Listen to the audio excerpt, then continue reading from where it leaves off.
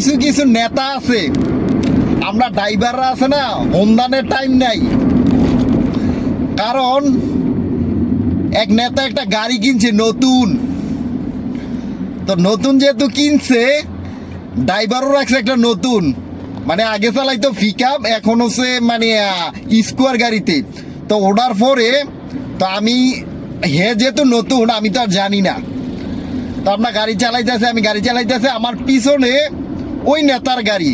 তো ওই নেতার গাড়ি যেহেতু আমার পিছনে, তো আমি কি করলাম, আমার ইচ্ছা মতো আমার নর্মাল মতো আমি চালাইতেছি, মানে গাড়ি যেভাবে মানুষে চালায়, উনি হরেন দিতেছে। নতুন গাড়ি, নতুন ড্রাইভার, নতুন মালিক, কি শান্তি। তো হরেন দিতেছে, বালা কথা, তুমি কাইটা যাও বাবু, আমার লাইনে আমি যাইতেছি। ওনারে সাইড দেই না দেখা মানে রাগ হয়ে গেল।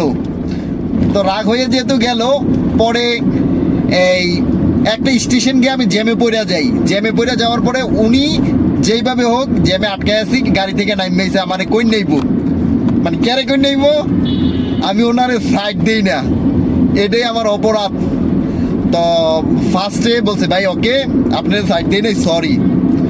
তো সরি বলাতে মানে মনে করছে যে দুর্বল মানুষ, যা ইচ্ছা মতো, যা আমার সাথে আমার নেতা আছে, ইচ্ছা যাই আসে মানে বললে গেছে, মানে বলতে আছে। প্রথম ঠান্ডা নর্মাল ছিলাম, পরবর্তীতে নামার পরে তারপরে মানে ইচ্ছা মতো যা মন চায় তা বলতে আছে। তো গাড়টা ধরে একটা দিলাম, আবার জ্ঞানের করতে আছে।